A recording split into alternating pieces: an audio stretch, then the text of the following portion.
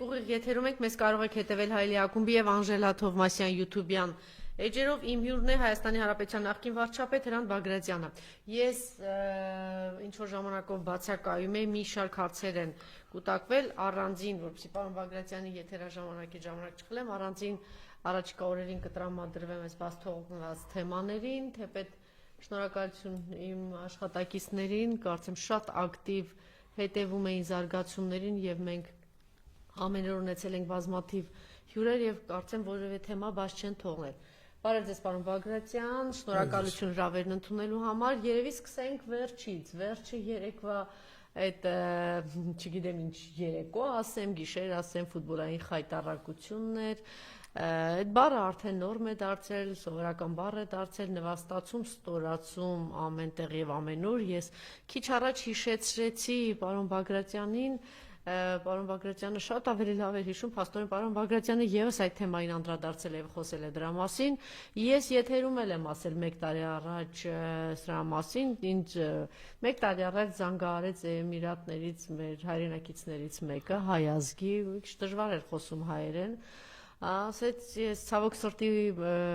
այստեղ աշխատանքային պայմանագիր ունեմ մեծ ընկերության հետ եւ չեմ կարող իմ անունից բաց հրապարակային դրա մասին խոսել, բայց զարմացած էր թե ինչու Հայաստանի մասնագետները ավելի բաց եւ բացահայտ դրա մասին չեն խոսում։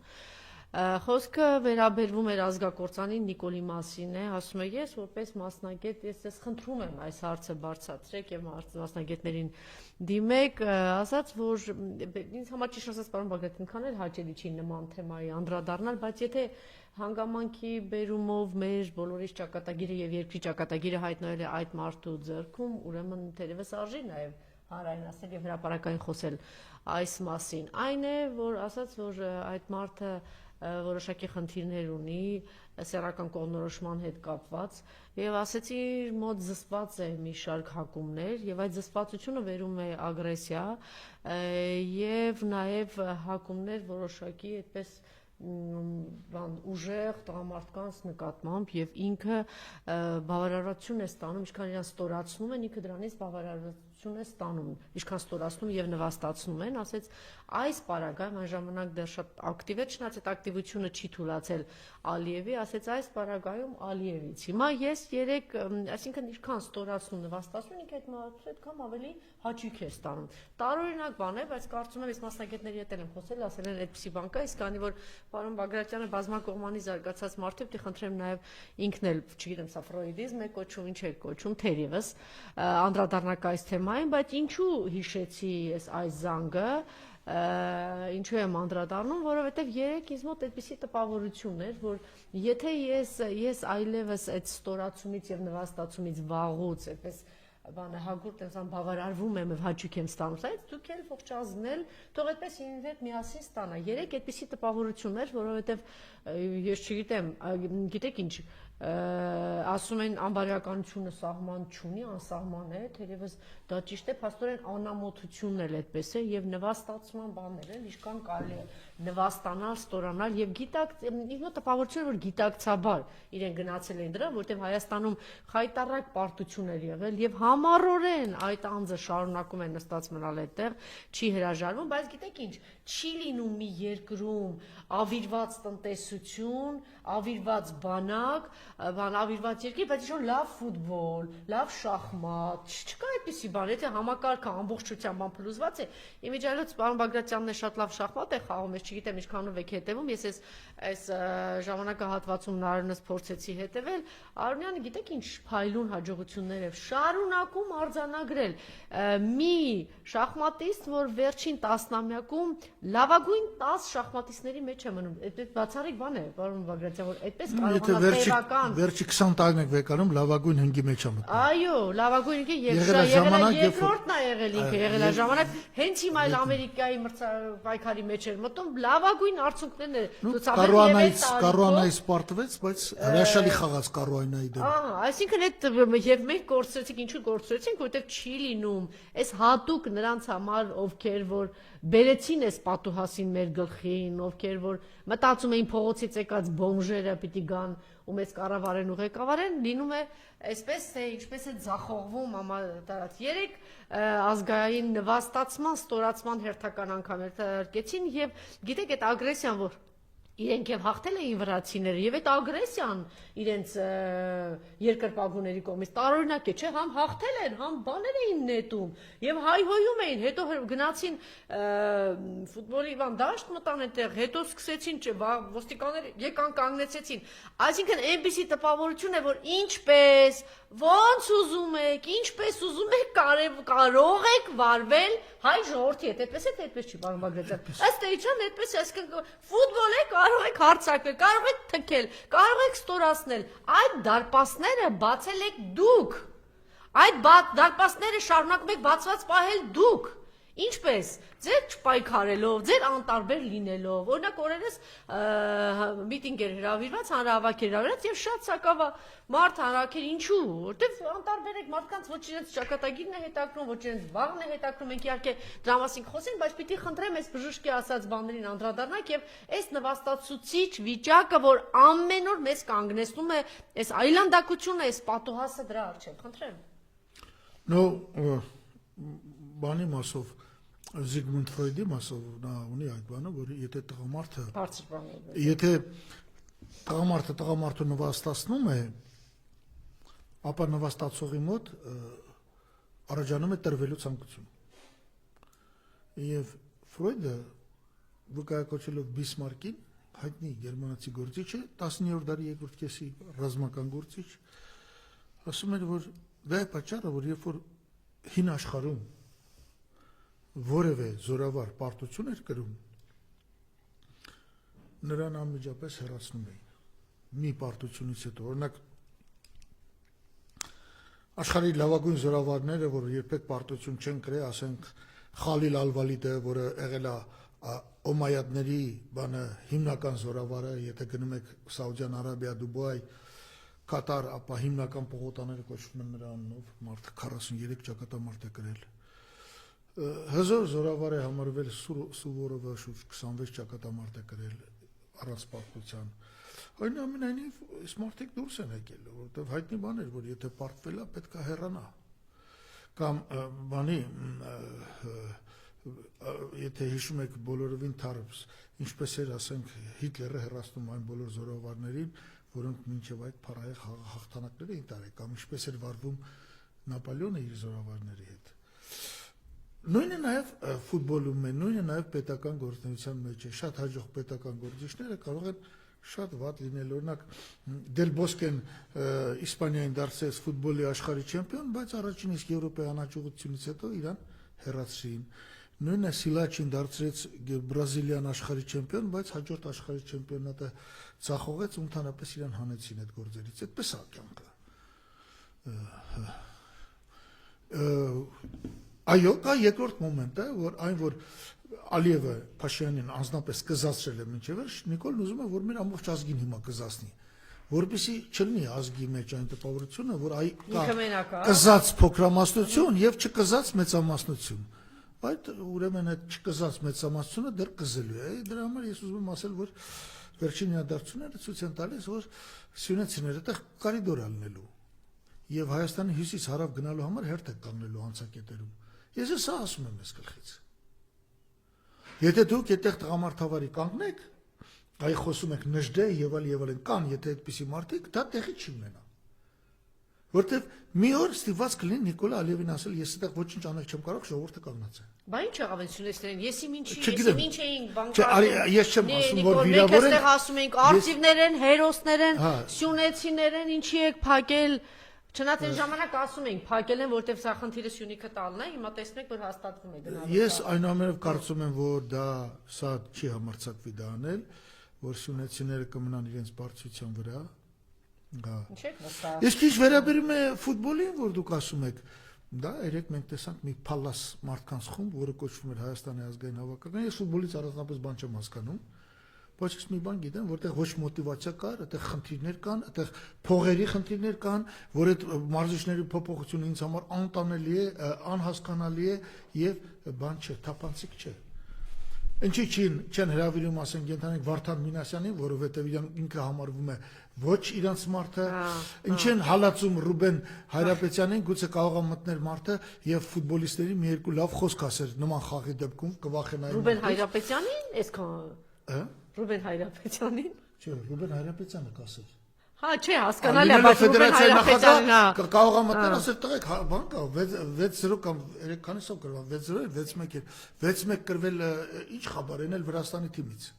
Հա։ Եվ ճիշտ ասած, այն որ վրացիք վատ են վերաբերում հայերին, վրացիք էլ թույլ ժողովուրդ են, իրանք անդադ Վրաստանում այսօր ադրբեջանցիների նկատմամբ հանդեպ կզած են ման գալիս, ստիպված կապնում են հայերին, որ մի քիչ սիրտներ։ Դե եմ ասում, հազիվ է, որ մի հատ բան են գտել, գնանքան գլխին միացած խփել, մի հատ հարիվ են գտել, սենց գնանքան գլխին, հիմա այդ բանը էլի, այդ վիճակում այս Ինչի չի խաղում Հենրիկը, երբ որ փայլում է ինտերում, հասկանում եք, թեկուզ արդեն 35 թե 36 տարեկան է, փայլում է։ Կենտրոնում նա խաղը կազմակերպել թույլ չէ տալի, պրոֆեսիոնալիզմը նրան անում են նաև որ թույլ չէ տալի, որտեղ այս ֆուտբոլիստները մեկ խաղում են, մեկ էլ պալաս են դառնում։ Փոխանցում են տալի, մի քիչ վազում է, հետո տեսնում է, երևի չի ասի, չի վազում։ Նայեք ոնց են խաղում եվրոպական հավաքականների եւ այլն։ Իհարկե դա խաղամոթ է, դա մեզ չի սազում։ Դա ընդհանրապես դա կոտրում է ազգին կոտրում է։ Այսինքն ազգը եւս մի անգամ հայտնվեց, որ ինքը մենք ստեյցան դառնանք երկրորդ։ Եթե սովորաբար ասում էինք հայերը, հрьяաները, դրանք ակտիվ ժողովուրդ են, լսեք, եւ դա ապացուցվում է 20-րդ դարի այս 25 տարիներին առաջի 4 Նոբելյան մրցանակի դափնեկիր ենք տվել հայ։ Ոչ մի վրացի չկա, ոչ մի ադրբեջանցի չկա, մի հատ ադրբեջանուհի կա Իրանից, իրավապաշտպան։ 4-ում վեր։ Դորկ Սահակյանը, Արտյոմ բանը բիոլոգը, Տարոն Աջամաղլուն, դե հա, այդ իրեք եւ Էմանուել կինը 39 տարեկանում։ Նա հայտարարեց, որ ես հայ եմ զտարյուն։ Այսինքն ոչ միայն մոր կողմից, տատու կողմից, ես ինձ հայ եմ համարում։ Ընդամենը 5-6 տարի առաջ 39 տարեկանում այդ կինը ստացավ Նոբելյան մրցանակ։ Դա փոքր թիվ չի։ Այդ 25 տարիներին 400 ռուս չի եղել, ասեմ ձեզ։ Չնայած Ժորես Ալֆերովը եղել ինչ ռուսները այնուամենայնիվ միշտ մնացել են մակարդակի վրա։ Նրանք շուրջ 2 տասնյակ Նոբելյան մրցանակի դափնեկիր ունեն։ Բայց 4 հատ հայ ժողովուրդը տվել է եւ ընդամենը եղել է 1000 հատ Նոբելյան մրցանակի դափնեկիր։ Եվ դա փոքր թիվ չի։ Այսինքն չեն կարող ասել, որ մեր ազգը չի կարող բիզնես անել կամ առավել եւս բոլորը նկատում են դա։ Բոլորը նկատում են։ Բայց ահա ոնց է ստացվում, որ այդ ազգը գնում է երկու անգամ ընտրում է Նիկոլ Փաշյանի նման։ Այ Փաշյանը կար նույն ձևի, իմացեք ոնց որ երեք ֆուտբոլ են խաղում, նույն վիճակում։ Ես վստահ եմ, բանակն է, նույն վիճակում ֆինանսներն են, նույն վիճակում բանկերն են։ Բերեմ քեզ օրինակ։ 24 թիվը փակել ենք։ Միջին աշխատավարձը IT ոլորտ 830,000 դրամ։ Միջին աշխատավարձը բանկեր 785,000 դրամ։ Միջին աշխատավարձը բանկային ոլորտում։ Միջին աշխատավարձը կրթության ոլորտում 182,000 դրամ։ Միջին աշխատավարձը շինարարությունը որ ծախսում է 230,000 դրամ։ Բայց պետք է կարգավորի, չէ՞, մեկը պիտի նստի կարգավորի, չէ՞։ Մեկը նեղացնի, չէ՞։ Այսինքն եթե միտեղ միջին աշխատավարձը 4 անգամ ավել է, քան թե մյուստեղ, ուրեմն այս ոլորտը բարգավաճում է այդ ոլորտին ճնշելու հաշվին։ Ես բանով կարող ասի։ Ասում են բանկերը, զատո բանկերը կայուն են։ Դու չանդամ գերնել իրանց կայունությունը, ով ասես, որ տնտեսությունը բոլոր ռիսկերը պետք է լինեն տնտեսության մեջ եւ բացակայեն բանկային ոլորտում։ Կա մեկը, որ այս մասին խոսում է։ Կա մեկը, որ ասի, այ տղա, վարչապետ ես, ինչ ես, եսի անարդարություն, այ տղա։ Կարող է դուք հիմա ինձ ասեք լուծումները, 1000 լուծում կա այդ խնդրի։ Բայց ինքը ուզում է այդ լուծումները, կարող են այդ բանկերով են իր փողերը պատատում պահում։ Հիմա ամեն հարցում չի որ մտածենք դեբիլ են դեբիլ դեգեներացիա։ Այս հասարակությունը խաոտիկ վիճակի մեջ է։ Մարդու ուղեղը չի կենտրոնում, այդ մարդու ուղեղը կոնկրետ Նիկոլ Փաշյան չի կենտրոնում, որ օգտակար լուծում տա որևէ ոլորտում։ Չի հասկանում ոչինչ։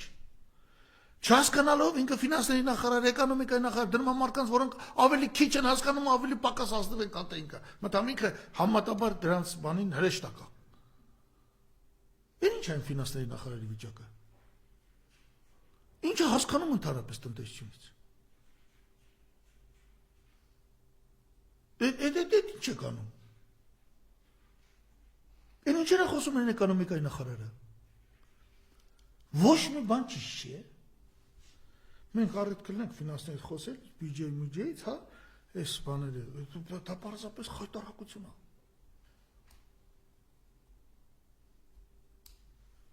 Շատ լավ, կանք մենք առիթ չենք ունեցել սա մասին խոսելու հայտարարությունից մարդը այլևս չի թաքցնում միակողմանի ստորագրելու է եւ կարծեմ եւ ՆԱՏՕ-ի բարձրաստիճան պաշտոնյան եւ Գերմանիայի արտգործնախարարն ասեց ողջունեցին համարձակ զիջումները Նիկոլի եւ այդ փաստաթուղթը այդպես էլ չի հրապարակվում խոսքը ինչի մասին է եւ արդյոք սա կանգ առնելու են թե ոչ եւ դրան ինչ հաջորդեց այսպիսի հայտարարություններ որ համարձակ զիջումների է գնում բայց այդ ամենով հանդերձ ադրբեջանական կողմը նորից հստակույնս հայտարարություններ սահմանադրության հարակվյանելու մասին ինքը խոսեց գերիների մասին բացարձակ խոսակցություն չկա Միսկի համանախագահ խմբի հետ ցրելու մասին է խոսակցությունը դուք խոսում եք դրա մասին որ պիտի անպայման պահենք խնդրեմ հերթով անցնենք պարոն Բագրատյան նո առաջինը արդեն ալիբի է մշակել որ ինչ էլ տամ ասելու են Միջանսկը տալիս է Միջանսկի իրոք Բարի բուն իմաստով Ինչ ասել է տալիս է Միջանսկ, այնպես բացատրեք, որ վերջին Այսինքն խաղաղության պայմանագրում լինելու է կետ, որ Հայաստանը ապահովում է կապը Ադրբեջանի եւ Արևմտյան Ադրբեջանի Նախիջևանի միջև։ Ճանապարհային կապը Հայաստանի ոչ մի բան, որովհետեւ այդտեղ տրանզիտի փող մեզ չի մուծվելու, այդտեղ մենք չենք վերահսկելու այդ բեռները, Նիկոլն ասում է անվտանգության երաշխիք ենք տվել, բայց ոչ թե բեռը չենք բացելու, չենք նայելու։ Բերը մաքսազերծում չի լինելու։ Բերը հայ սահմանապահ չի նայելու Հայաստան մտնելուց։ Այսինքն ուզեն զենք կտանեն, ադամանտ կտանեն, Ինչ ուզում են կտանեն, բացի դա չի խնդիրը, դա ջանդամ գյորա, հիմա էլ ինքնաթիռով տանում են։ Դա չի խնդիրը, Անժելա։ Խնդիրը լրիվ ուրիշ բան է։ Որ եթե դու վաղը գնաս Ղափան, քեզ կանգնեցնելու են, ասելու են ադրբեջանցիները թույլ տան նոր կարաս շարունակես ճանապարհը։ Այսինքն գիտություն բոլոր հայերին։ Դա գիտություն բոլոր հայերին ու հատկապես սյունեցիներին։ Իմիջիացիչ մեկ են ճանապարհի ժամանակ էլ բղավում էիք, բացատրում, ասում եք ինչա սպասում ես, այն հայվանը որտեղից ու գնաց։ Հա։ Այն մի հատ կա։ Եվ այս տեսակը գոյություն ունի գոյատևումը, այս ժողովրդի մի զգալի մասի, մի զգալի հատվածի հուսով դա մեծամասնություն չի, բանի հովանավորությամբ գնում քվեա տալիս։ Ընդհանրապես կարոտել եք թուրքերին, հա, մորթվելուն, կարոտել եք որ գանձ ես բռնաբարեն, ձեզ փախցնեն, բան, հա, այդ է կարոտել։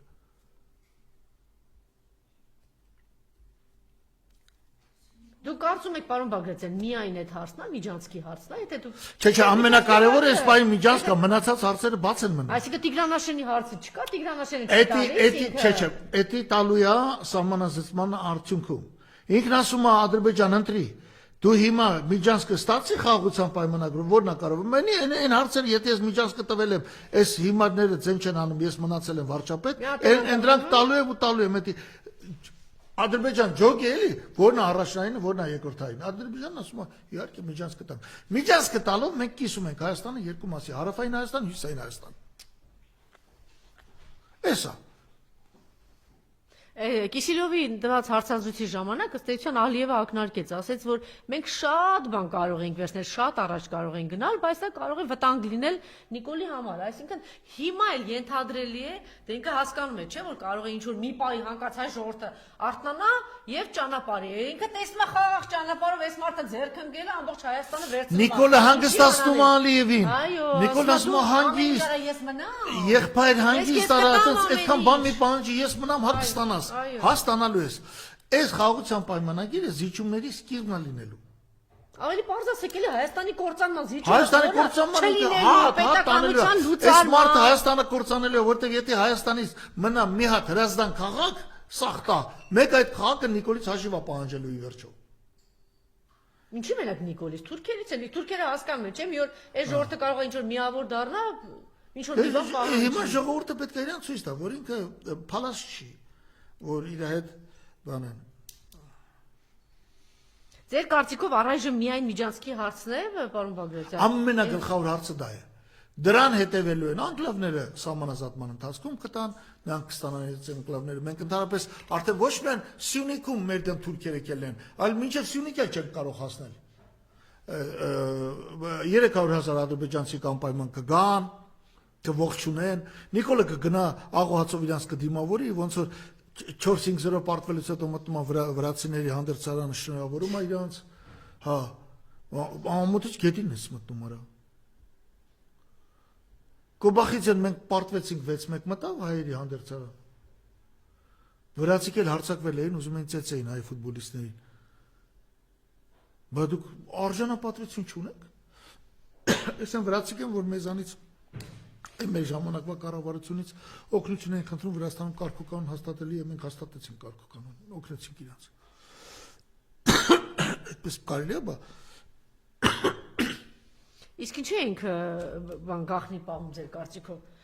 Մարդը հրապարակային Արցախը հանձնելուց հետո ինչա խնդիր պետք է ունենա Հայաստանի մի հատվածներ հանձնելու։ Դե վախենում է, ինքը չգիտի ինչքան կդիմանա։ Նիկոլ այս ժողովրդի մասին առայժմ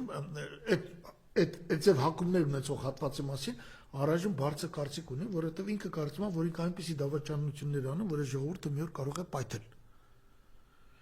Բայց անդադ Նիկոլն էլ է սխալվում։ Ինքը տեսնում է, որ անտակ է այս ժողովրդի զիջելու հասարակության զիջելու բանը ցանկությունը անտակ է։ Բայց շատ լավ քարոզ արշավը տանում են խաղաղություն, էսի գիտություն, որ խաղաղություն երևի ամենախաղաղ տեղը անապատներում ու գերեզմանոցներում է, չէ՞։ Հիմա ինքը նա այդպեսի խաղաղություն ա բերել եւ տեսեք ինչ քարոզ է տանում, որ վերջապես այն դեբիլ դեգեներատներն է կրկնում են, էլի վերջապես վանա լինելու, խաղաղություն է լինելու։ Այդ խաղաղության պայմանագրով սկսելու են պատերազմական գործողություններ, ոչ մի խաղաղություն չի լինելու։ Այդ պայմանագիրը ոչ մի նշանակություն չունի, որովհետև այդ պայմանագրում ամենահիմնական կետը ինչքան է Հայաստանը, Ադրբեջանը չի ճանաչում, այդ կետը չկա։ Դա շատ տարօրինակ խաղաղության պայմանագիր երկու անհասկանալի պետությունների միջև։ Որտեղ պետությանը բնորոշ է տարածք, բնակչություն, այդ երկրորդը, առաջինը տարածքը չկա։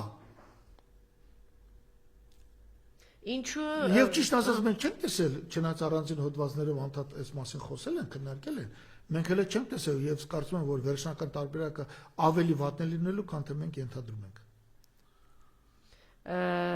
Որոշ վերլուծաբաններ ասում են, որ զիջումներ բանը ասելով, գիտեք Ադրբեջանը ինչ նկատի ունի, այսինքն մեզպես մի 1000 պայման է դրել, հիմա մի 2-ից ժամանակավորապես հրաժարվում է, ասում է, տեսեք, մենք էլ սա ենք զիջել։ Ոչ մի զիջում չկա։ Չկա Ադրբեջանի որևէ պահանջ վերջի 4 տարվա, որով այդ խաղաղության պայմանագրով դա մերժվում է։ Այդպիսի բան գոյություն չունի։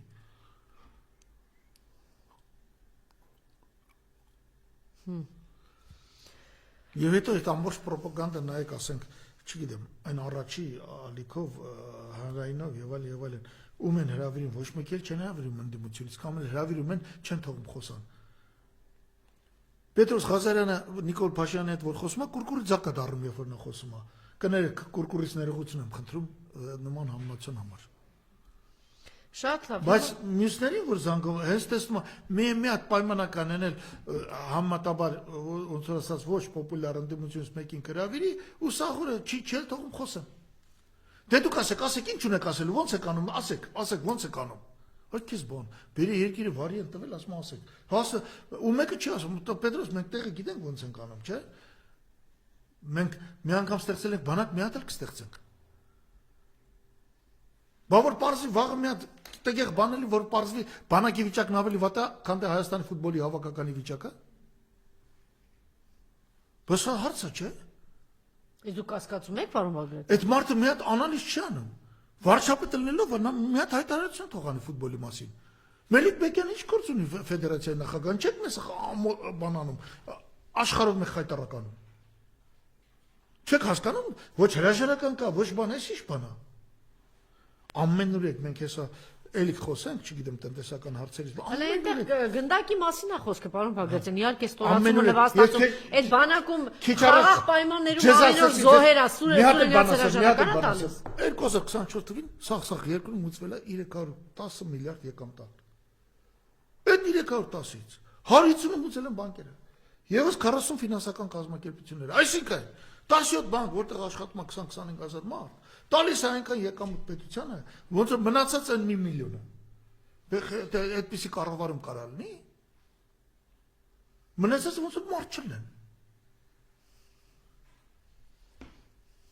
Եթե կներեք շահութարկի մասնախոսքը 300 միլիարդ կներեք։ Դուք հասկանում եք ինչա վիճակը։ Խայտարակ վիճակը։ Խայտարակ վիճակը։ Փոքր բանկային ոլորտը տալիս է, ֆինանսական ոլորտը տալիս է ամեն տեսակի շահույթների 70%։ Գյուղատնտեսությունը ամբողջապես վնասաբեր է, արդյունաբերությունը վնասաբեր է, ծառայությունների ոլորտի մեծ մասը վնասաբեր է, կրթությունը վնասաբեր է, առողջապահությունը վնասաբեր է։ Ինչքան ոնց կարելի է։ Էսի Նիկոլն է։ Շատ լավ, ակնհայտ է դառնում, որ արդեն Մինսկի համանախագահության լուծարման հարցը ինչ է սա նշանակում։ Սա նշանակում է, որ մենք այդ պատերազմում դրանից հետո Ադրբեջանն ասելու է մոռացեք Ղարաբաղի հարցը, մոռացեք մեկ ընդմիշտ։ Երկրորդ, այդ պատերազմում մենք սխալ ենք եղել, մենք ագրեսոր ենք, դա չի եղել ազգային ազատագրական պայքար, դա եղել է Հայաստանի Հանրապետության ագրեսիան Ադրբեջանի նկատմամբ, երկրորդը, երրորդ այս գերիների տեղը անգամ չեք գտնի, այս գերիների, որովհետև եթե Մինսկի խումբը լուծարվել է, մենք տեղ չունենք գնալու, ասելու ախպեր, բա դուք պիտի լուծեիք Ղարաբաղի հարցը։ Չորրորդ, որ հայ-ադրբեջանական պատերազմը եղել է ագրեսիա Հայաստանի կողմից, ոչ մի արդարություն տեղ չկա, որ բոլորն են մեղավոր, որ ընդհակառակը դրանից հետևանքն է պիտի լինի, որ ոչ թե ադրբեջանցիներին դատեն հայերին կոտորելու սպանելու համար, այլ հայերին, բացի այդ գերիներից, այդ հայերին պատժելու, շարունակելու այդ գործընթացը, մենք դա փաթաթում ենք մեր վզին առաջիկա 50, 100, 150 տարիների համար, հասկանում եք դուք։ Սա դա է նշանակում։ Իհարկե շատերն ուզում են եւ առանձին եւ ԱՄՆ-ն եւ Ռուսաստանը եւ Ֆրանսիան ասում են վերջ տվեք, որովհետեւ իրանք ուզում են իրանք face saving ունենան, իրանք դիմակը բրկեն։ Հասկանում ես։ Եվ այսօր մենակ Մինսկի խումբը լուծելու համար այդ իրենքն էլ պատրաստ են Նիկոլա Հաղրաշմանի իշխանության։ Որ Արցախի կործանման այդ բանը իրանց վրայից բոլոր հետքերը իրանց վրայից մաքրեն, իրանք մեղ չունեն։ Իրանք ասեն հայերն են, հայերն են, ուզում են Մինսկի խումբը լուծարենք, իրանք խնդիր չունեն, այսինքն տեղի ունենում, տեսեք, երբ որ ինքը 22 թվականի հոկտեմբերի 7-ին հայտարարեց, որ Արցախը Ադրբեջանի մաս է, ադրբեջանցիք ասին ռուսներ, դուք ստեղ ինչ եք անում։ Հիմա ինքը հայտարարել է, որ վերացնենք Մինսկի խումբը, Ադրբեջանը ասելու Ամերիկային էլ մունատ չգաս։ Տրամպը ինչ է իր ասում, հայերը պիտի վերադառնան Արցախ։ Կամ Մակրոն դու ինչ էիր ասում, կամ իբրև թե իր դեսպանները ասում են Սյունիքը չգիտեմ հայկական է, եսի ինչ է, ես գիտեմ ձեր ակլորից ծաղա չի գա ֆրանսիացիների։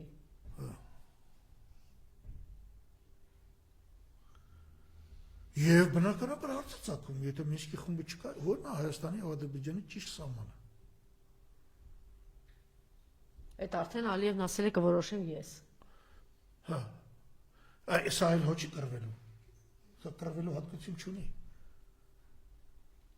Ես ամենայն պատասխանցամ հայտար մեն մարդուն տարանդրին պրեզիդենտ չնայած նայել մի բան չէ, Արմեն Սարգսյանյանի, Վահագն Խաչատրյանին դրեցին տեղեկատվական տեխնոլոգիաներ, ասեց էսեն կարե։ Ես ամենայն պատասխանցամ հայտարարում, հնարավոր չի որ նա Վահագն Խաչատրյանի նման մարդը որևէ գործ արածի։ Դա բացառվում։ Ինչ գործի մաս։ Այսինքն իբրես ենք ստեղծել, չգիտեմ, ես կարանք ոչ մի բան չկա։ Սա 90-ական թվականները չէ, երբ որ մի քանի ամսում 5 հատ գործարան կառուցվեց։ Եվ հայ զինվորը կրակում էր այնքան, ինչքան ուզում էր։ Բացարձակ, ասենք, այս ընթացքում գերիների մասին խոսք չկա, չէ՞, ասում ենք ամեն ինչ արել ենք, դիմել ենք, մարդը իրան միակողմանի մեծ զիջումների մասին է խոսքը, եւ այդ թեման էլ ընդհանրապես չկա։ Չկա։ Մի ուզատեք, ամեն ինչն է չի որ վատա, մենք պայքարում ենք, մեր միտինգներին գուցե շատ չեն գալիս, բայց մեկը շատանալ ուրիշ ճար չունեք, ազգով գալու եք, ասեք, պատրաստ ենք կողմն հետ կանգնում ենք, եթե ընկրվենք վերջապես երկիրը փրկենք, ես չեմ կարծում, որ մի հատ Ենոքամանցի խելագար պետք է կործանի հայ ժողովրդին։ Չեմ կարծում որ տենց ալել։ Կբարձանա, թասիբի կնի հայ ժողովուրդը։ Ով որ թասիբ ունի։ Ով որ պատվի արժանապատվության զգացմունք ունի։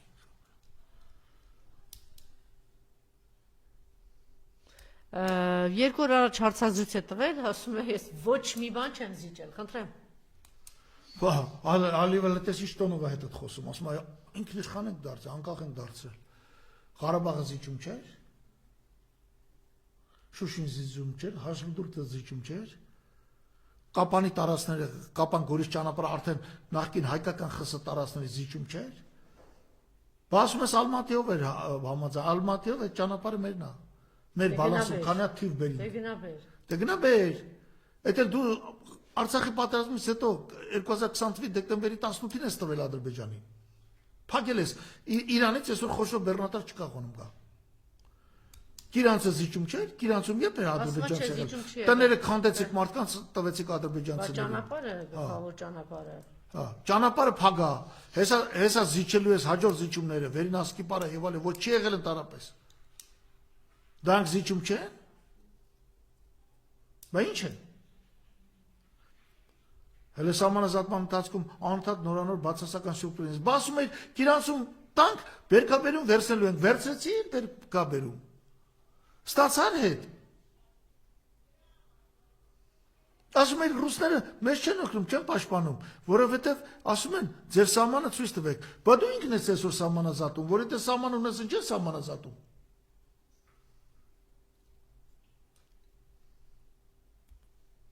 Մի օր քնում ես թարսը, հելնում ես ասում ես Եվրոպայում գնում, մյուս օր թարս քնում ես, զանգում ես մինիստրին, ասում ես ուժեղացեք հարաբերությունները Ռուսաստանի հետ, ի՞նչ բան է։ Արդեն խոստովանում են։ Չէ, դե ագնայտ է որ Ամերիկան։ Շաբաթվա օրեր գոյություն են կառավարությունում, ասում են այդպես կալենդար կա, ասենք երկուշաբթի, այս երկուշաբթի ասենք Թրամփին գովենք, հակառուսենք, երեքշաբթի պրոռուսական ենք, չորեքշաբթի պրոֆրանսիական ենք, հինգշաբթի, այսինքն դե դրա համար էլ ասում են Ալենը չի անգնավորված անդադ բռերով դեղ խմում։ Հա։ Դե պակաս գիժել իրանք չեն գիժորական մի բան ասում է դա։ Նրանք չեն կողմնորոշվում։ Ալեն Սիմոնյանն վերջերս ասել է չխոսես։ Ինչի լավ է խոսում։ Չէ, հանձնարար է որ ասենք ռուսներին լավ քրֆեր, հիմա ասենք եթե օրակարգի թեմա չի։ Ասենք իրանք կարան լավ Ֆրանսիա գովեն, Եվրոպա, Եվրոպա են գնում այս մարդիկ։ Եվրոպա են գնում։ Տեսել եք, որ Եվրոպայության անդամ որ որևէ առանց նախնական պայմանավորության հայտարարի ես Եվրոպայում ուզում ու նույնիսկ հանրակրվե իրականացնի։ Այդ Նիկոլն է, քաղաքացիական պայմանագիրը ու խելակորից նույնիսկ կուսակցությունները, որ իրանց հիմարի տեղ են դրել։ Եվրոդաշինքը ինչ է, չէ՞։ Հա, ինչ։ Եվրոդաշինքը զիբիլ։ Լավ։ Ինչի Ադրբեջանը շահագրգռված չի ստորագրի պարոն Բագրատյան։ Ուզում եմ ինչ վերջ խրի։ Տեսնում հազիչում է։ Ըստ էության Ադրբեջանը արեցեն ինչ որ մի տարի առաջ երազում էր։ Ադրբեջանը ստացավ ճանապարհի իրավունք, Նիկոլը խոստովանում է, տեսեք, Նիկոլը չի ասում է, որ նույն ձևի ճանապարհ նա է մեզ տալու։ Նույնիսկ նոյեմբերի 9-ի թուղթը, որը Հայաստանը բոյկոտում է, նոյեմբերի 9-ի թուղթում գրված է փոխադարձ բաներով, սկզբունքով։ Ադրբեջանը այս մի տարում որակական քայլ արեց, ինքը ստանում է ճանապարհը առանց մեզ ճանապարհ տալու։ Եվ այդ ճանապարհը կորիդոր է, միջանցքա։ Նիկոլը հիմիկվանից որպես իրեն բան չասեն, ասում է, ինչ ուզում եք ասեք, ինչ էլ անեմ կորիդորա։ Մեկը չի ասում է, այն մեկը Պետրոս Ղազարյանին չի ասում, այ Պետրոս Ղազարյան։ Այդ որ կանչում ես, հարցում ես, թե ինչ է, նա էլ կրկնում է, ասում է ինչ էլ անեմ կորիդորա։ Այդ ախի դու կորիդորի ճանապարհի տարբերությունը չգիտես։ Ճանապարհը տրանզիտ է, ընկեր ջան։ Կորիդորը, որը մտնում անցնում առանց ստուգվելու առանց բանի։ Եվ ինքը կորիդոր է մտել, ինքը հենց մտավ կորիդորից դու պարտավոր ես բոլոր հայկական մեքենաները հանել։ Իբր չես հասկանում, հա Պետրոս, գլուխը տեսքան չի հասկանում, թե որ քանի որ կինը նախարար է, եւ պետության բյուջեից անդադ փողեր եք ստանում, դնում եք գրպանները, թքած ունեք, տրամաբանության, ազնվության վրա թքած ունեք։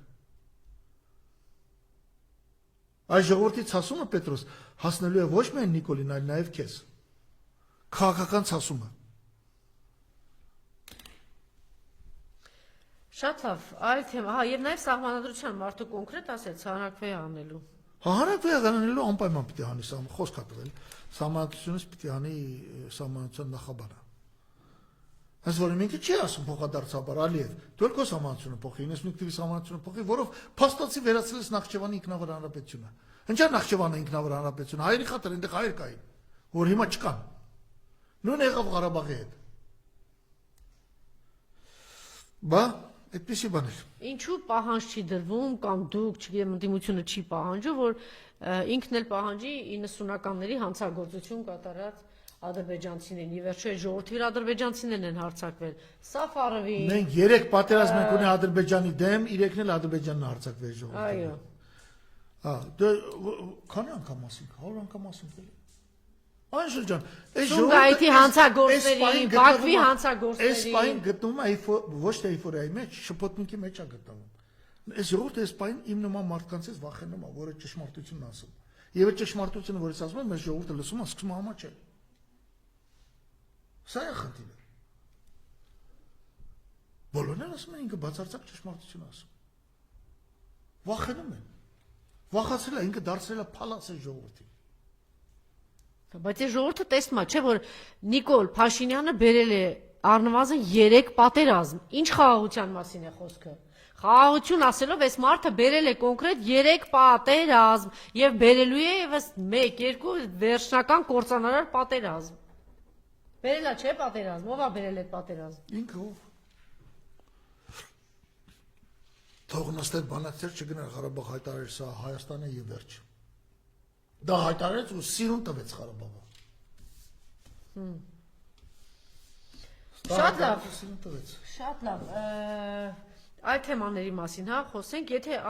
մեկ նախադասությամբ ասենք, որ հա իմիջայլոց բոլորը շտապեցին, շնորհավորել, Ամերիկան, Ռուսաստանը, Եվրոպան, այսպես կապիկ ժամանակին բանել էր, չէ՞, Գորբաչովին հիշում եք, ինչ էին անում, խլխլում էին Գորբաչովին, ասես ձերքի ձերք էին, չէ՞, խլխլում կամ Զելենսկուն ինչ են անում, ձերքի ձերք են խլխլում, կապիկ է խաղացնում, հիմա էլ այդպես էլի, որ բրավո բան եւ սրանով կարող են ժողովրդին մոլորեցնել, պարոն Բագրատյան։ Դու լավ են ինձ չի մոլորացում, ինձ չի որ ժողովուրդը ճշմարտություն չի լսում, ամենամեծ կոնկրետ ես ամեն անգամ ասում եմ բոլորովին այլ կարծիք։ Առայժմ սա ձեռք է տալի ժողովրդին, ժողովուրդը պարզապես պանիկայի մեջ է։ Պանիկայի մեջ ժողովրդին ինչ-որ մի բան փորձում է անել, ինչ անում, թողնում գնում է Հայաստանից։ Ну, բոլորը չեն թողնում գնում, այդպես չի, չեն կարող թողնել գնալ, նախ հնարավոր է չի թողնել գնալ։ Եվ պետք է ոտի կանգնել, մենք էլ պետք է ես ու դու աշխատենք այնքան մինչև մի օր ոտի կանգնի։ Իմիջիալոց այս վերջերս Զախար Պրիլեպին անունով շատ հայտնի այսպես գրող կա Ռուսաստանում, որ հիմնականում շատ պատրիոտ, բան պատերազմների է նաև մասնակցում, Զախար Պրիլեպին հայտնի իմանաք, այո։ Չէ, ուղղակի մեր հետևորդները կարող է չիմանալ եւ հոդված էր գրել, ասում է, այդպես արդեն 3-րդ տարին է ինչ է զվարճանում եք, ծիծաղում եք, բան հումորի եք վերածում, վաղը Զելենսկին չի լինի, վաղը չէ մյուս օրը չի լինի, վաղը չգիտեմ ինչ կա, սա փաստ է։ Այս մարդը շարունակում է մնալ, 1 միլիոն է ստեղծող, 1.5 միլիոն է տեղ, իր շարունակում է կործանել, շարունակում է պատերազմը տանել եւ այլ եւ այլ։ Շատ նմանության բաներ կա Նիկոլի հետ։ Ահա։ Հիմա նույնը մենք էլ ես մտածում եմ, սա վաղը չէ միսօրի։ Ավելի լուրջ 7 տարի է, պարոն Բագրատյան։ Ավելի լուրջ մարդու ասեմ, որ շատ հարգված բան է, Արիստովիչը, Ուկրաինայից։ Այո։ Խոսում է մոտարպես նենց, ոնց որ մենք ենք իրար հետ խոսում։ Ասում են, ի՞նչ է կատակում քո հետ, ուկրաինացի ժողովուրդ, վերջի ապրոսով իրանք գոնե իրանց մոտ ապրոս ալնում, 50 ճիշտ է 90%-ից դարել է, բայց 50% վարկանիշ կա։ Զելենսկուն պարտվել է մարդը 140,000 քառակուսի կիլոմետր տարածք 1 միլիոն զոհի մասին է խոսքը, չէ՞։ 1 միլիոն։ Ռուսերն ասում են 800,000, եվրոպացիք ասում են վիրավորներով, բաներով 480,000-ից ավելի չի։ Եվ Ուկրաինայում լիքը մտավորականներ կան, որոնք ասում են, այս ո՞նց է կլինի։ Այս շատ նման են Զելենսկին, Փաշինյանը եւ Սաակաշվիլին։ Չէ, բայց նաեւ չպետք է այդպես բան անել, էլի մի անհատի դերը թերագնահատել։ Դե հո Զելենսկով չի, չգիտեմ ինչու չի, փաստա չէ Իրանովա եւ ինքը անում է։ Հիմա փաստա չէ Նիկոլն է եւ անում է եւ իր շուրջը մեծ հաշվով, պարոն Բագրատյան, մեծ հաշվով մի 20 հոգու մասին է խոսքը, կամ 15 հոգու մասին է խոսքը։ Այնպես չէ՞ լի մի հատ թիմ ունի, մի հատ Սուրեն Պապիկյանը, մի հատ Ալենա, մի հատ Արարատ Միրզոյանը, կողքից էլ մի 5 հոգի։ Հա։ Ասենք 15 նախկին երիտասարդներ, տենց էլ հասուն մարդ չդարձած, փողոցի բոմժեր, այսօր եկել են ու վերածում են երկիրը սրան։ Շատ լավ, ես ուզում եմ նաև բանը Գյումրու մասին, Գյումրու ընտրությունների մասին խոսել, բավականին հետաքրքիր զարգացումներ են եւ ընդդիմությունը շատ ակտիվ է, ինչով է կարևոր այս ընտրությունը, ինչպես է գնահատում եւ ում եք աջակցում, խնդրեմ։ Ես ասեմ, որ այս ընտրությունը շատ հետաքրքիր այն առումով, որ հենց Գյումրին, չնայած Գյումրին մենք համարում ենք պասիվ քաղաք, հենց Գյումրին մեծ շանս կա, որ Գյումրիում ընդդիմությունը հաղթանակ կտանի, շատ մեծ շանս։ Իսկ դա տեսնում եմ։ Ես տեսնում եմ ինչքան пассив ձևով է պաշտպանվում իշխանության տեխնացում, կոնկրետ մի քանի տեխնացում, այնտեղ Սարիկ Մինասյանի մասն է խոսքը։ Մարդն ասում է, ես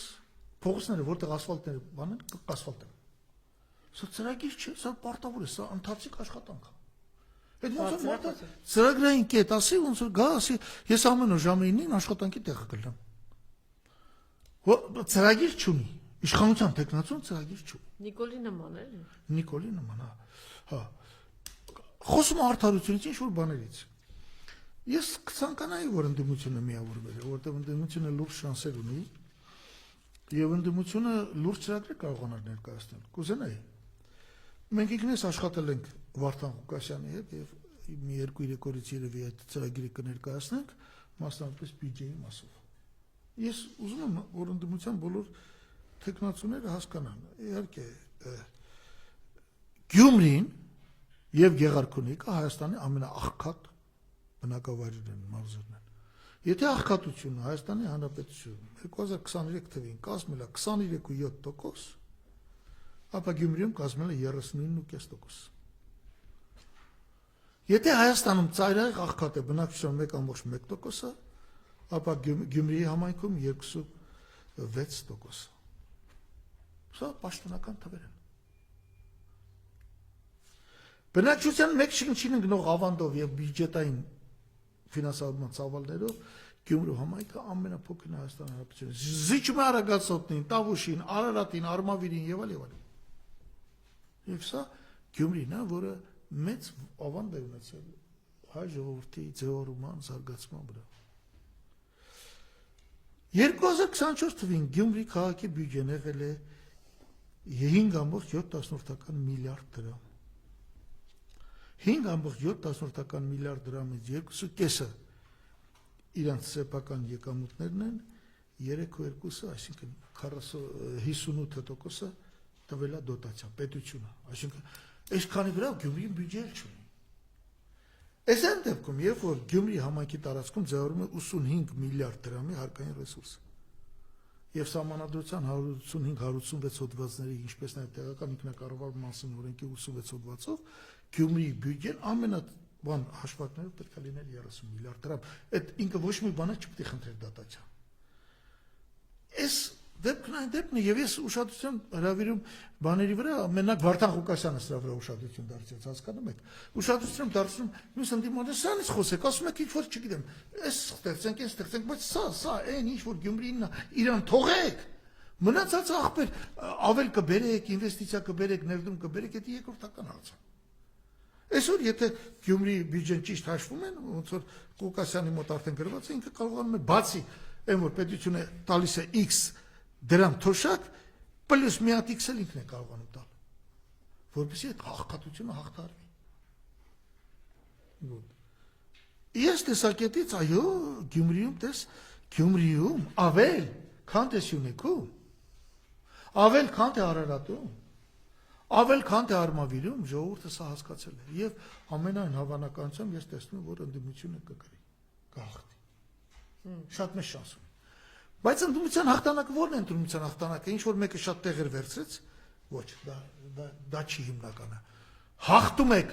4-5 ուժ եք միանում եք, ոտով գալիս եք Երևան։ Որովհետեւ հաղթելուց հետո չեն թողելու աշխատեք։ Այո։ Մամիկոն Ասլանյանին հիշեք Վանաձորից։ Ոչ միայն ամենտեղ Վեդի, Արմավիր։ Հասկացեք, ամենտեղ այս բաների, այս պրիոմների մասնագետն է այդ մարդը։ Այսինքն սա քաղաքական նաև մեծ բան է։ Հսկայական քաղաքական է։ Հավաքվեք ով շատ Իմիջիայլոց ելույթներն են նաև շատ քաղաքական շեշտադրումներ ես լսում եմ այդ Վարդան Ղուկասյանից։ Նույն Վարդան Ղուկասյան, հավաքվեք, մեկի շուրջը հավաքվեք։ Հատ ճզմելու են ձեզ, նույնիսկ եթե քաղաքտեք ամսի 30-ին, հետո կձգձգվի, հետո մի հատ պատմություններ կմոգոնեն։ Բայց մենք կարող ենք ասենք, եթե Վարդան Ղուկասյանը կամ մյուսը հաղթեց կամ միավորվեցին, իրենցից պահանջի քաղաքական բան։ Այդ քաղաքականը, չգիտեմ, չպիտի Երևանում կամ ինչ որ ուժեր բան այդ ամեն ինչը ձևավորեն եւ գնան, այսպես ասած, գլխին կանգնեն եւ գան։ Իրենք պետք է ինքնակազմակերպեն։ Ես պատկերացնում եմ այսպես, մենք այստեղ կարողացանք հաղթել, բայց այս հաղթանակի պտուղներից օգտվելու համար Հայաստանում նույնպես պետք է լինի փոփոխություն։ Հայ ժողովուրդ ոտքի կանգնեք։ Այս պահին մենք այն վիճակում ենք, ոչ մի Ադրբեջան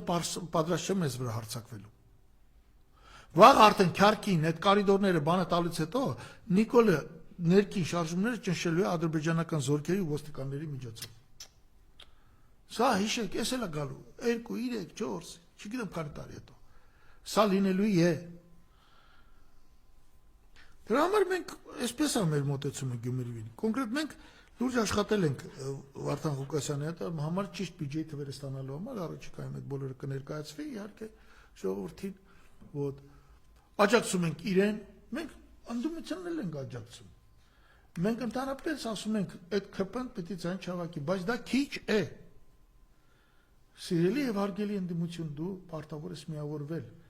որպեսզի հաղթանակի պտուղները կարողանաս վայելել, տեղ հասցնել, արդյունք ստանալ։ Որտեղ ընդհանրապես 5 օր հետո կարող է կալանավորել։ Այո։ Քանի այդպիսի օրինակ գիտեք, որ 1 ամսից հետո տեսեք ինչ արեց Սյունիքում ինքը։ Բոլորին կալանավորեց։ Սպիտակում ինչ արեց, կալանավորեց, Արմավիրում ինչ անում, կալանավորում, այսինքն եթե արագ ինչ որ process-ներ չգնա, շատ արագ։ Հա, այդ ընտրություններից, չգիտեմ, բայց երևի ինքը ինչ որ մեխանիզմ բան ունի, բայց ասում եմ, որ վարկանիշը շատ անկարճ, շատ խայտառակ վիճակում է Գյումրիում։ Գյումրիում այո, գյումրիացիք հասկացել են։ Ի տարբերություն սյունեցիների կամ երևանցիների։ Գյումրիում առողջ քաղաքական վիճակ է։ Իդեպ իր ելույթներում Վարդան Ղուկասյանը ռուսական կողմնորոշման մասին կլինի, բազաների ռուսական բազայի մասին, ամեն ինչի մասին շատ հստակ ժողովրդի լեզվով խոսում բացատրում է, մյուս ընդդիմադիր տեխնացուներն են։ Այո։ Շատ լավ, եւ գերիների թեման, չգիտեմ, պարոն Բագրատյան, թվում էր թե ինչ որ բան պիտի չի հասունանում, էլի տեղի չի ունեն մեր հանրային գիտակցության մեջ, այն որ Ռուբեն Վարդանյանն ասում էր հասկացեք, սա գալու է, հասնելու է բոլորի, դուք դա չեք գիտակցում, իսկապես մենք չենք գիտակցում, ինչ է տեղի ունենում։ Ամեն գիտակցում ենք, այդ ինչի չեն գիտակցում, է։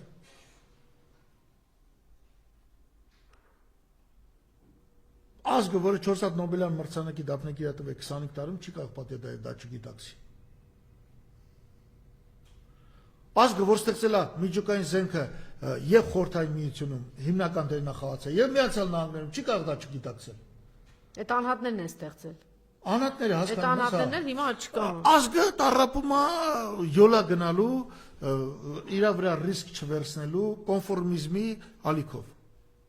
Եվ թույլ է տվել մի հատ բան մայմուն գյուղից գա ու այս վիճակին հասցնի հանրապետությունը։ Չգիտեմ, մեր ասածը սա է, որ այո, ազգի մեջ լիքը առողջ էլեմենտներ կան եւ այդ առողջներին եմ ես դիմում, որ առողջացեք ձեր կողքի հիվանդներին, աշխատեք հետները։ Շատ լավ, եւ մենք ամեն անգամ առիթը բաց չենք տոնում, այսինքն մենք քանի որ ուղիղ կապ ունենք այդ ամեն ինչի հետ,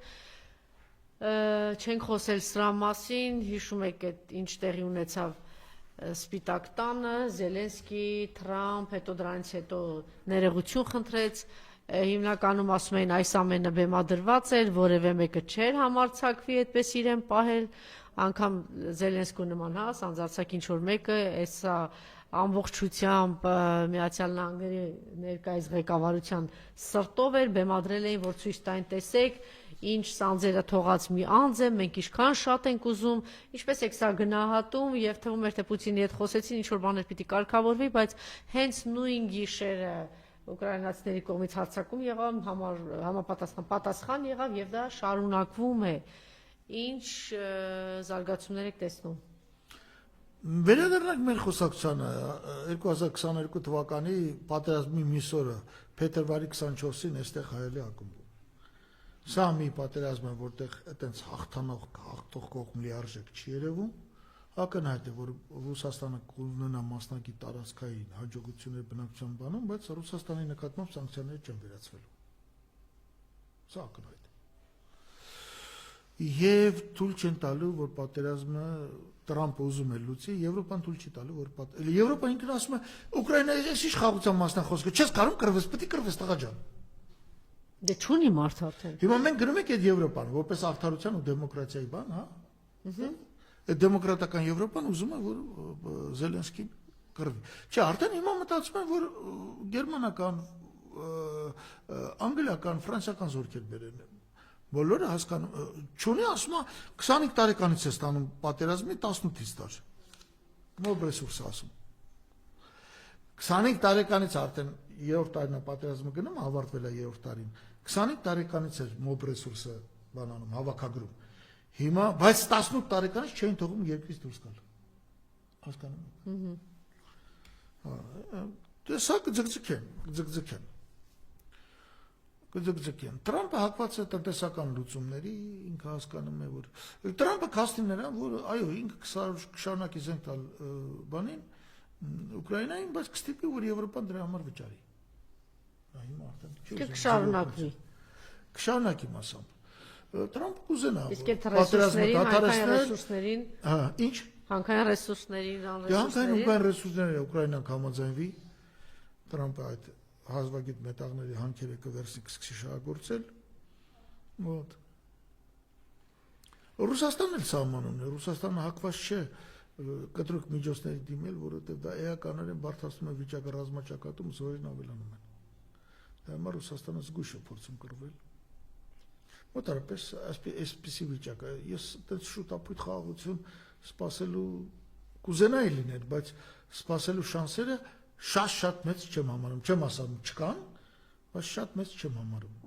որովհետև Եվրոպայի ագրեսիվ պահվածքը ձեռք է տալիս Զելենսկուն, Զելենսկուն պետք է պատերազմ, եթե պատերազմ չլինի, Զելենսկին պիտի հեռանա։ Նույնը ասեմ Նիկոլ Փաշինյանի հաշվով, եթե լիարժեք հայ-ադրբեջանական կարգավորում լինի, հայ ժողովուրդը կհանի, անմիջապես կփոխի Փաշինյանին։ Դրա համար Փաշինյանը երբեք չի անելու այնպիսի կարգավորում, եւ Ալիևի հետ էլ նրանք խորհրդակցում են, խոսում են իրար հետ ոնց անեն։ Անդադ պիտի լինի վտանգը, որպեսզի Նիկոլ Փաշինյանն ասի, այ մարդ, Ալիևը ինձ սիրում է, ինչ ուզել է, տվել եմ, էլի խաղաղ չի։ Բա որ ես չեղա, պատկերացնում եք հայ ժողովուրդ քո վիճակը ինչ կլինի, այս ծևի բան կա նրա գլխում։ Հասկանում եք։ Զելենսկուն նույն ձևի ինչպես Փաշինյանին ձեռնտու չի խաղաղություն։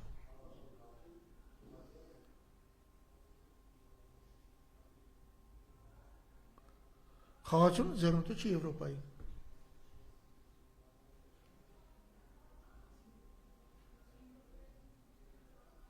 Այնուամենայնիվ կշարունակվի։ Նայեք, ոնց եմ ասում, ավելի շատ շանս կա, որ հելևոր կշարունակվի։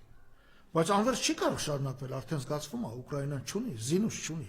Հելևոր այդ խնդիրը լուծված չի։ Հələ զենքը մի կողմ թողնենք։ Կրակելու միջոցներ, ռազմամթերք, սպառազինություն, այդ բոլորը մի կողմ թողնենք։ Նախ եւ առաջ մարդ չկա։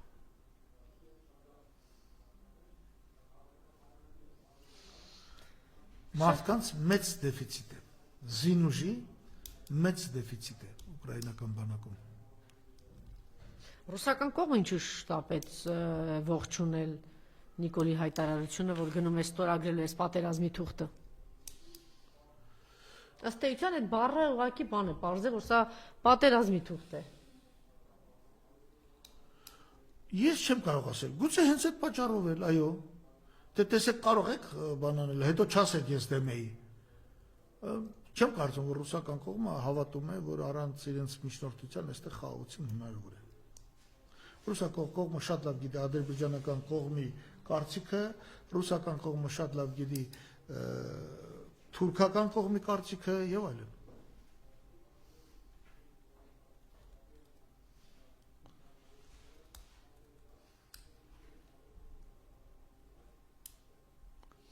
Եվ ընդդիմության մասին, մասամբ խոսեցիք, ասեցիք Գյումրին շատ կարևոր է։ Ինչն է խանգարում ընդդիմությանը։ Այսօր ստացվում է, որ մեր ընդդիմությանը Հայաստանի ներսում քիչ բան է միավորում։ Ընդդիմությանը քիչ բան է միավորում։ Հա, այսինքն մի հատ կետ կա, որ բան է, ասենք Նիկոլի հեռացումը բոլորն են ուզում, եւ կարծում եմ այդ կետի շուրջը պետք է միավորվեն։ Եվ սկսում է երկրորդ քննարկումը, իսկ ով պիտի լինի Նիկոլից հետո, սկսվում է բաժանումը, տարանջատումը։ Դրա համար այդ երկու խնդիրները պետք է բաժանել։ Ես ուզում եմ հավատալ, որ ընդդիմությունը կմիավորվի։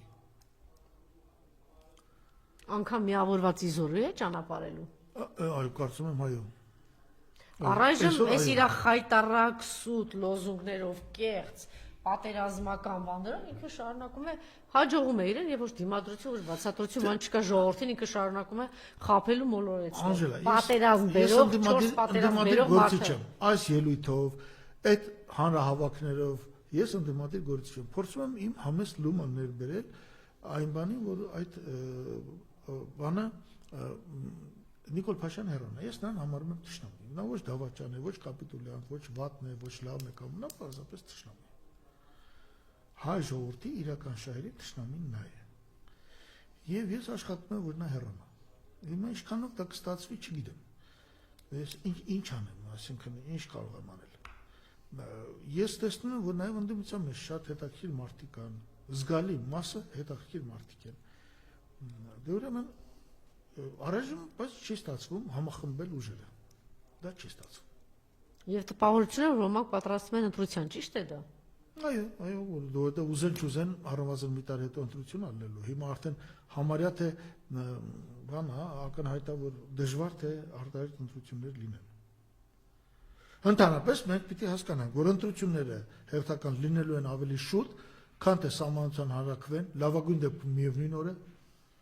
նման ռիսկի Փաշյանենք դժվար գնա։ Բայց դա ընդդիմությունն է, երբ որ մեկը նստում մտածում է, չէ, ինքը հեսա կհաղթի, որ հեշ ժողովուրդը արդեն իր համար գժվում է, այդպես չի։ Միշտ հայտնվելու է Արամ Նալբանդյանի պես մեկը, գելապը, որ իբր հարցումներ արել, իր թվերն է հրապարակելու։ Այսօր համեմելու են, ասենք Նիկոլ Փաշյան կամ ուժեր, որոնք իբր թե ընդդիմություն են, էլի։ Մենք տեսանք Երևանի քաղաքապետարանում ինչ արին այդ ուժերը։ Այդ Նիկոլը խաղացնելու է դրանց։ Սուտ սոցիալական այդ հարցումներով էլ փորձելու են ապակողմնաշել ժողովրդին։ Սուտ։ Ոչ մի հարցում չի մարդը ելնում է տվել հայտարարում։ Վտանգ կա, որ ինչ որ տեղի ունեցավ Երևանում նույն բանը, ասենք այն ժամանակ այն շանը օգտագործեցին եւ իր թիմին։ Վտանգ կա, որ նույն բանը կարող է տեղի ունենալ Գյումրիում։ Այո։ Բայց կարող է նաեւ վճռորոշ լինել Գյումրին։ Այո, իհարկե, եթե անեն այն ինչ որ ես իմ կարծիքով եթե հաղթանակից հետո միավորվում են գալիս են Երևան, շարունակում են պայքարը, մնում են պայքարի մեջ, այլ ոչ թե մտածում են հաղթեցին,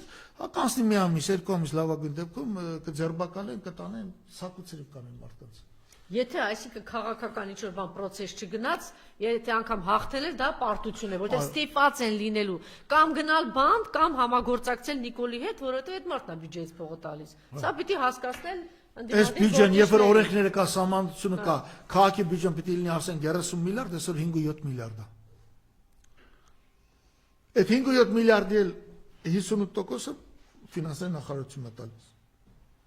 Եվ այդ ֆինանսների նախարարը, որի մասին ես ասեցի, ոնց կարող է ստիպել, ասում ես, տղա ջան, արա, սահմանադրության 185-186-րդ հոդվածները կարդա մի հատ։ Ոյ, ես չգիտեմ, մենք այսօր 400 դատավոր ունենք, 1400 ունենանք չի հերիքի իշխանության գալուց հետո այդ բոլորին դատել այդ բաների մեջ, այդ հանցագործությունները։ Քրեականից սկսած, ադմինիստրատիվից սկսած, պետության, սահմանադրության, սահմանադրական օրենքների մասսայական խախտումները։